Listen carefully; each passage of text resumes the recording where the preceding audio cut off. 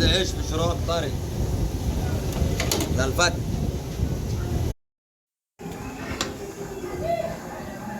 كمل يا باشا.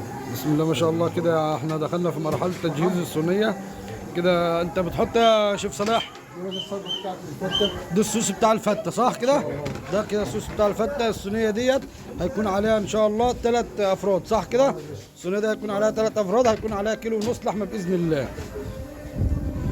انت هنا كده يا شيف محسن بتعمل ايه كده يا شيف؟ يا باشا على الرجوع على الفتة على العيش. كده الرز ده بينزل على الرجاج مباشر. تمام. تمام كده؟ يا باشا. بسم الله ما شاء الله. على كده. اه يا شيف ماشي ماشي. معاك اه يا شيف. على يا باشا اهو. بسم الله ما شاء الله، يعني حاجة فوق الخيال.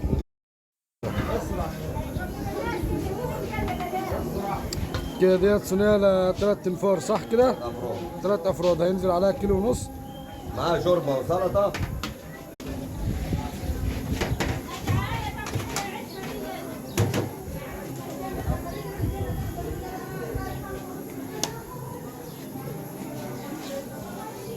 الله ينور يا شيخ.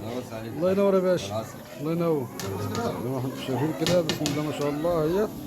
رجال صور هنا.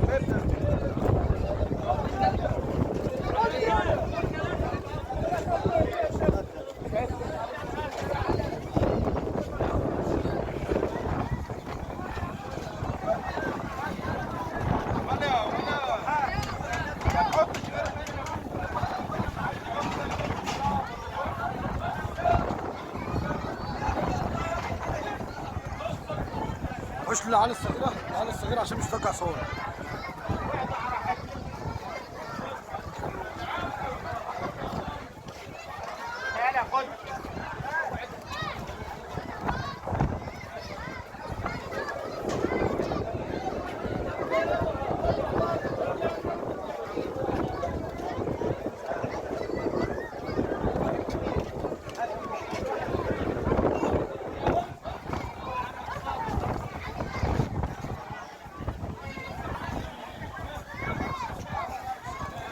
اللي بيقعد خليك قاعد 30 قاعد.